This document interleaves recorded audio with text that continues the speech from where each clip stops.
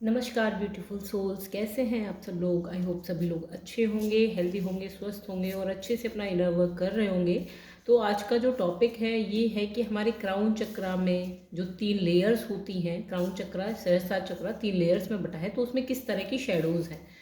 तो ये reading general है, कलेक्टिव है, टाइमलेस है। जब भी आपकी स्क्रीन पर पॉपअप हो तभी आपके साथ रेजोनेट हो सकती है। हो सकता है कि रीडिंग का कुछ पार्ट आपके साथ रेजोनेट करे, हो सकता है कि पूरा का पूरा पार्ट रेजोनेट करे, या हो सकता है कि आपके साथ बिल्कुल भी रेजोनेट ना करे। तो ओपन माइंडेड होकर सुनिएगा। और साथ ही जब तक मैं कार्ड को सफल कर रही हूँ तब तक आप फॉर एनर्जी एक्सचेंज वीडियो को लाइक कर सकते हैं, चैनल को सब्सक्राइब कर सकते हैं चक्रास के बारे में डिटेल रीडिंग जानने के लिए, और साथ ही कमेंट में बता सकते हैं कि रीडिंग सुनने के बाद आपको किस पेटल पर या फिर किस लेयर पे सबसे ज़्यादा रेजोनेट हुआ और फील हुआ कि यही आपकी शेडोज़ है।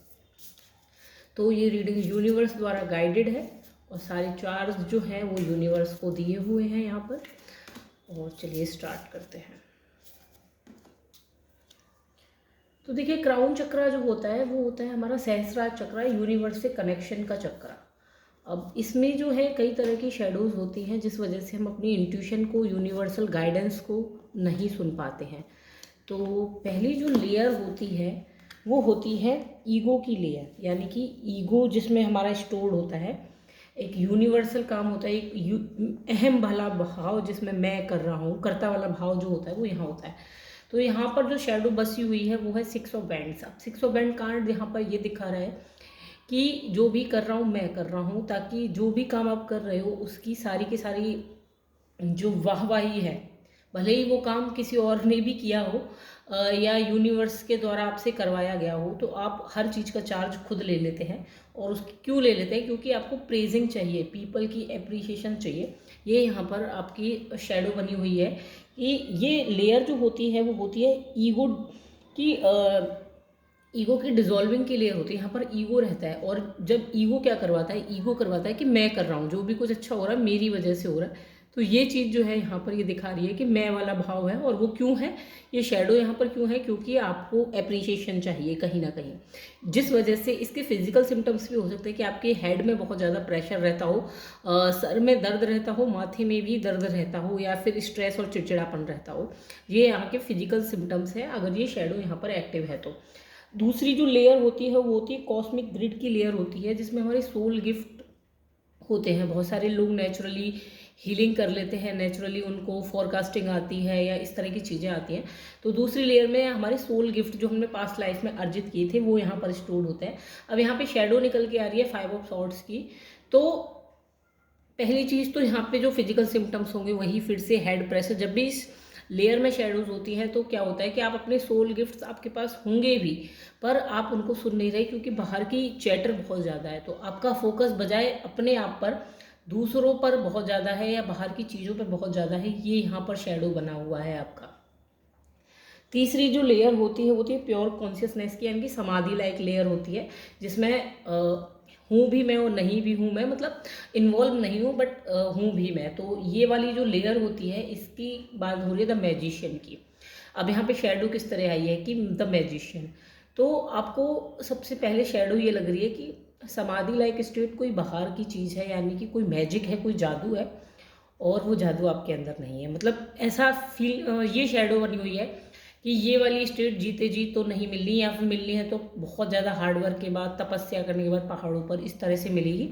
क्योंकि ये वाला जो समाधि का मैजिक है, ये शेडो बनी हुई है कि समाधि जो है कहीं बाहर से बहुत मेहनत के बाद अर्ज करनी पड़ती है।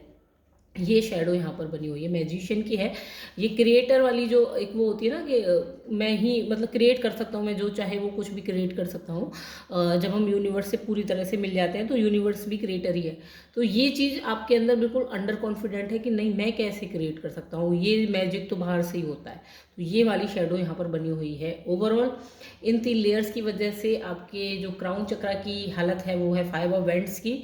तो 5 ऑफ वैंड्स में ये हो रहा है कि हवा हवा ही चल रही है, यानी कि कोई चीज़ें आती भी हैं तो बेस ग्राउंडिंग नहीं है प्रॉपर तरीके से, और आप कोई चीज़ें मतलब इंट्यूशन चलती है ऊपर, आप वो यूनिवर्स से कनेक्शन बनाने की कोशिश करते हैं, लेकिन एक स्टेबिलिटी नहीं है जिस वजह से आप बार बार गिर जाते हैं। और बार बार यूनिवर्स आपको लगता है कि बाहर है, तो चेजिंग बाहर कर रहे हैं बजाय अपने अंदर एक स्टेबल बेस क्रिएट करने के। ये यहाँ पर आपकी वैन शेडो बनी है ये क्राउन चक्रा की। इसकी वजह से जो है ओवरऑल आपकी लाइफ की दो कंडीशंस निकल के आई हैं, 6 ऑफ कप और 6 ऑफ सॉर्ड्स की। 6 ऑफ कप्स में यहाँ पर ये हो रहा है कि आप बाहर ही एक लॉयल साथी ढूंढ रहे हैं लाइफ में। अपने आप से आपको लग रहा है कि बाहर ही कोई है जो मेरे खालीपन को मिटा सकता है, बाहर से कोई इंसान आएगा या कोई चीज़ ऐसी, कोई हैबिट ऐसी, कुछ कमी लगती है आपको अपनी लाइफ में, लेकिन वो कमी क्या है ये आप फील नहीं कर पा रहे हो। और यहाँ पे ये शैडो बनी हुई है कि आपको खालीपन तो लगता है। अब वो खालीपन यहाँ पे यही है कि आपसे आपका कनेक्शन नहीं बना है, जिस वजह से ये वाली सिचुएशन आपको बहुत ज़्यादा लगती होगी कि लाइफ में लॉयल्टी नहीं है, ट्रस्ट नहीं है, खालीपन है। एंड 6 ऑफ सॉर्ड्स में ये है कि चले जा रहे हैं, किस दिशा में जा रहे हैं, डायरेक्शन लेस समटाइम्स आप फील कर सकते हैं। आपको ऐसा लगता हो कि डायरेक्शन नहीं है मेरी लाइफ की, मैं कहाँ जा रहा हूँ, कैसे वापस, मतलब दूसरे लोग आपकी लाइफ का कंट्रोल लिए हुए हैं, आपकी लाइफ का खुद के पास कोई कंट्रोल नहीं है। ये दो सिचुएशन जो है आपकी बन रही हैं क्राउन चक्रा से डिस्कनेक्शन की वजह से, क्राउन चक्रा में ये शेडोज होने की वजह से। अब इनको रिमूव करने के लिए हम क्या कर सकते हैं, हमारा सबकॉन्शियस माइंड क्या मैसेज दे रहा है। तो जो पीपल प्लीजिंग की बात हो रही है, तो आपसे फिर से ये कार्ड बहुत निकला है, ये और ये 3 card, shock of the new, against the green, ये कार्ड रिपीटेडली निकल रहे हैं डेली रीडिंग में। तो 6 ऑफ वैंड्स कार्ड ये है, ये बात कर रहा है आफ्टर द स्टॉर्म। तो आपसे कहा जा रहा है कि जो पीपल प्लीजिंग और ये सारी चीज़ें जो आप कर रहे हैं, तो ईगो जो है आपका अभी तैयार नहीं है कंफर्ट जोन से बाहर निकलने के लिए। जो खाली पन है आपके अंदर, उसको भरने के लिए ईगो तैयार नहीं है। ईगो को डर लगता है कंट्रोल छोड़ने से, कि अगर तूफान आया लाइफ में तो फिर सब कुछ अस्त व्यस्त हो जाएगा और उसको जो है रिबिल्ड करने में मुझे बहुत ज़्यादा हार्डवर्क करना पड़ेगा, जिस वजह से ईगो अपनी पकड़ इस लेयर पे बहुत ज़्यादा बनाए हुए है और इसीलिए आप पीपल प्लीजिंग में ज़्यादा बिजी रहते हैं। दूसरी लेयर में जो है ये है कि जो आपकी कॉस्मिक ग्रिड की सोल गिफ्ट सुनने की जो लेयर है, उसमें है every journey start with a single step. तो आपसे कहा जा रहा है कि हर जर्नी सिंगल स्टेप से स्टार्ट होती है। जो यहाँ पर बाहर की चैटर, जो लोगों की चैटर है, वो उस पर ज़्यादा फोकस कर रहे हैं। तो यहाँ पर आपको जो है अब इनवर्ड जर्नी स्टार्ट करनी है अपनी, और धीरे धीरे ही होगा। और पहला स्टेप अपने तरफ लीजिए, अपने आप को बजाय लोगों की सुनने के अपने आप की सुनना स्टार्ट कीजिए, समझना स्टार्ट कीजिए, आइसोलेशन में जाइए अपने साथ। यही पहले जो धीरे धीरे स्टेप लेंगे, तब आपकी जब धीरे धीरे आप खुद से कनेक्शन बनेगा, तो ये शेडो अपने आप रिमूव होना स्टार्ट होगी। तीसरी लेयर जो प्योर कॉन्शियसनेस की समाधि लाइक स्टेट की है, तो आपसे कहा जा रहा है सॉफ्टली द टेंडर टच। तो यहाँ पर ये जो आपको लगता है कि मैजिक कहीं बाहर है, मैं ब्रह्मांड से अलग हूँ, मैं क्रिएटर कैसे हो सकता हूँ, ये जो सेल्फ डाउट की एनर्जी है, तो आपको जो है यहाँ पर अपने साथ इस चीज़ को सॉफ्टनेस के साथ लेना होगा। और धीरे धीरे जब आप एक एक स्टेप बढ़ाएंगे, ये एक एक कार्ड आज यहाँ पे एक स्टोरी की बात कर रहे हैं, इंडिविजुअल कार्ड नहीं है, ये पूरी लेयर है आपकी लाइफ की, कि धीरे धीरे आपको जो है जो स्टेप लेंगे और पेशेंस के साथ लेंगे, तो अब आपको ये चीज़ समझ में आना स्टार्ट होगी कि आप ही अपनी लाइफ के मैजिशियन हैं, बल्कि कोई और नहीं है। तो सबकॉन्शियस माइंड यहाँ पे आज रिलेटिव मैसेज दे रहा है। मैं पूरी सबकॉन्शियस की समरी अभी बताती हूँ, पहले मैं एक एक इंडिविजुअल बता दूँ। 5 ऑफ वैंड्स जो बिना बेस के जो चीज़ें चल रही हैं क्राउन चक्रा में, कि यूनिवर्स से कनेक्शन बनाने की कोशिश तो कर रहे हो, बाहर कहीं चेस कर रहे हैं, तो आपसे कहा जा रहा है शॉक ऑफ द न्यू। तो भाई शॉक ऑफ द न्यू की बात ये है कि कंफर्ट जोन, ये कार्ड हमेशा कंफर्ट जोन की मुझे वाइब देता है। और कंफर्ट जोन यहाँ पे कैसा है, जो सब कर रहे हैं वही तो मैं भी कर रहा हूँ, मैं भी तो बाहर ही भगवान को ढूंढ रहा हूँ। तो ये जो है डर लगता है कि अगर सब तो दुनिया मंदिर जाती है, पूजा करता है, मैं यहाँ कहाँ घर में बैठ के आइसोलेशन में खुद के साथ समय बिता रहा हूँ, तो ये कैसा भगवान के साथ मिलना है, या ये कैसा यूनिवर्स के साथ रिलेशन है। तो आपका सबकॉन्शियस माइंड ये कह रहा है कि असल में है तो यही रिलेशन भगवान के साथ, बट आपको क्या है इस कंफर्ट जोन से, ये इस तरह का अगर आप रिलेशन रखते हैं, जैसे बाकी लोग भक्ति करते हैं यूनिवर्स की, बाकी लोग चीज़ें करते हैं, वर्शिप करते हैं यूनिवर्स को, अगर आप उस प्रोसेस को फॉलो नहीं करते उसको, तो आपको डर लगता है कि लोग कहीं ना कहीं आप बाइकआउट हो जाएंगे, और जो एक न्यू प्रोसेस आप अपने लिए बना रहे हैं वो लोगों द्वारा एक्सेप्टेड नहीं होगा। ये आपका सबकॉन्शियस माइंड आपसे कह रहा है कि जब तक आपका बेस ही मजबूत नहीं होगा, खुद के साथ कनेक्शन नहीं होगा, तो आप यूनिवर्स के साथ कनेक्शन कैसे बना पाएंगे। तो इसलिए आपसे कहा जा रहा है कि कंफर्ट जोन से बाहर आइए, और जो न्यू चीज़ आप एक्सेप्ट करने से डर रहे हैं अपने साथ, वो रियलिटी आपको एक्सेप्ट करनी है और इस शॉक से बाहर आना है। 6 ऑफ कप्स की जो एनर्जी, जो लॉयल्टी नहीं मिल रही है, जो ट्रस्ट नहीं मिल रहा है, तो ये कार्ड बढ़ रहा है अगेंस्ट द ग्रेन। तो आपको जो है बाहर से जो खालीपन लग रहा है, तो उसमें अभी आपका जो देखने का नज़रिया है वो बाहर की तरफ ज़्यादा है कि लोग अच्छे नहीं हैं, लोग मुझे साथ नहीं दे रहे, लोग मुझे ट्रस्ट नहीं करते, या लोग मुझे चीट कर जाते हैं। अब आपको यही सारी चीज़ें अपने अंदर देखनी है, क्योंकि बाहर की दुनिया सिर्फ मिरर है। तो वही सारी चीज़ें अब आपको अपने अंदर देखनी है कि आप कितना अपने साथ लॉयल हैं, आप कितना अपने आप को ट्रस्ट कर रहे हैं, आप कितना अपने साथ टाइम स्पेंड कर रहे हैं, या आप कितनी अपने आप को वैल्यू कर रहे हैं।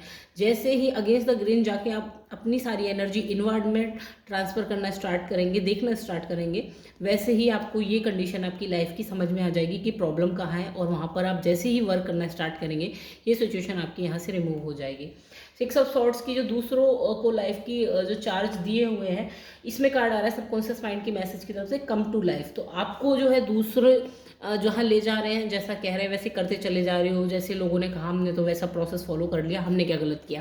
तो आपने ये गलत किया कि आपने अपनी लाइफ की अथॉरिटी दूसरों के हाथ में दे दी। अब आपसे कहा जा रहा है कि कम टू लाइफ, अपने ऑथेंटिसिटी में आइए, अपने ओरिजिनल स्वरूप में आइए। जो अभी तक जो आप मास्क लगा रहे हैं अभी तक, वो अब आपको हटाना है, अपनी ओरिजिनलिटी में आना है, अपने आप को उसी तरह से पेंट करना है जिस तरह से आप एक्चुअल में हो। देन आपकी लाइफ से ये सिचुएशन जो है रिमूव होना स्टार्ट होगी। अब यहाँ पर जो सबकॉन्शियस की एक कहानी बन रही है वो मैं बता देती हूँ। तो सबकॉन्शियस माइंड सीधे सीधे ये कह रहा है कि जो तूफान के बाद एक तबाही बचती है, उस तबाही के बाद इंसान जो है टूट जाता है। टावर मोमेंट आने के बाद जब चीज़ें अस्त व्यस्त हो जाते हैं, कंट्रोल छूट जाता है, तो ऑब्वियसली भगवान से भी भरोसा उठता है, यूनिवर्स पे भी डाउट होने लगता है। तो वहाँ पर आपसे ये कहा जा रहा है कि एक उसके बाद जब तबाही हो जाती है, डिस्ट्रक्शन हो जाता है, उसके बाद खुद को रिबिल्ड करना आसान नहीं होता, बट आपको करना है। और वो कैसे करना है?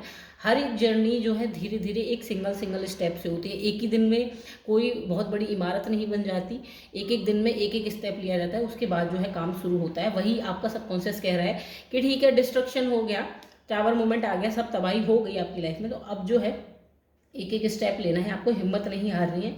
कैसे लेना है? Softly the tender touch. बहुत टाइम ऐसा आएगा आपको लगेगा कि सब कुछ खत्म हो रहा है, कुछ भी तो नहीं होता दिख रहा है, क्योंकि जब भी हम कोई सीडिंग करते हैं ज़मीन के अंदर, तो एक ही दिन में कोई प्लांट नहीं उग जाता, उसमें टाइम लगता है हमें। लेकिन हम तो सरफेस पे देख रहे होते हैं, तो हमें लगता है कुछ भी तो नहीं हो रहा। तो यही कहा जा रहा है कि आपको यहाँ पे पेशेंस बना के रखना है। अगर आपने इन शेडोज़ पे काम किया है तो धीरे धीरे आपको जरूर रिजल्ट दिखना स्टार्ट होगा, क्योंकि शीट जो है टाइम लेता है। शॉक ऑफ द न्यू, तो शॉक ऑफ द न्यू यही कह रहा है कि अगर आपकी अनएक्सपेक्टेड, जैसा ज़रूरी नहीं कि आप जितनी ग्रोथ प्लांट की एक्सपेक्ट कर रहे हो इतना पेशेंस रखने के बाद उतना ही हो, ज़रूरी नहीं है। हो सकता है कि शुरू में सिर्फ आपको हल्की सी किली दिखे प्लांट की, जो भी आपने काम किया हल्का सा आपको फ्रूट दिखे, लेकिन ये और जितना रैपिड आप सोच रहे हो कि ये ग्रोथ होगी प्लांट की, उतनी जल्दी ना हो, प्लांट बहुत ग्रेजुअली ग्रोथ करे। तो ये आपको यहाँ पर जो है इस चीज़ को समझना होगा कि यूनिवर्स के प्लान को मुझे ट्रस्ट करना है। जितने मैंने एक्शंस लिए, ज़रूरी नहीं कि सबका रिजल्ट मुझे एक साथ मिल जाए। हो सकता है कि कुछ हद तक मुझे आज मिल जाए, उसके बाद हो सकता है कि 2-3 महीने तक मुझे फिर से कोई रिजल्ट ना मिले, फिर से, तो उसके बाद हो सकता है अचानक से मिल जाए। तो यहाँ पर ही आपकी पेशेंस की भी टेस्टिंग होती है, और साथ में साथ आपको ये भी सिखाया जाता है कि ट्रस्ट कितना है आपको यूनिवर्स पे। एंड देन फिर सबकॉन्शियस माइंड कह रहा है कि अगेंस्ट द ग्रेन। यहाँ तक जब अगर आप पहुँच गए और शॉक ऑफ द न्यू तक पहुँचे हैं, जहाँ पर आपको लग रहा है कि ग्रेजुअली जो है मेरा सीडिंग हो रहा है, मेरे को रिजल्ट धीरे धीरे मिल रहे हैं मेरे कामों के, तो यहाँ पर आपसे कहा जा रहा है कि अगेंस्ट द ग्रेन। हो सकता है कि जैसा आपने सोचा है वैसा बिल्कुल भी ना हो, क्योंकि यूनिवर्स का प्लान जो है वो डिफरेंट है। और यूनिवर्स का प्लान एक्चुअल में क्या है? कम टू लाइफ, आपको ऑथेंटिसिटी में लेके आना। और ऑथेंटिसिटी में आपको तब तक नहीं लाया जा सकता जब तक कि आप इस प्रोसेस में ये जो सारे लेसन हिडन हैं, ये कंफर्ट जोन से बाहर निकलने का, पेशेंस का और करेज का, ये सारे लेसन्स नहीं कर ले लेते, तो जब तक आपका यूनिवर्स के साथ कनेक्शन नहीं बनता, यूनिवर्स के साथ कनेक्शन नहीं बनता, साथ में खुद के साथ भी नहीं बनता। तो धीरे धीरे आपको ये चीज़ें करनी है अपनी लाइफ में, स्टेप बाय स्टेप, वैसे वैसे आपको रिजल्ट मिलना स्टार्ट होगा। आई होप आपको रीडिंग पसंद आई हो। पसंद आई तो बताइएगा कि कौन सी लेयर आपकी ब्लॉक है।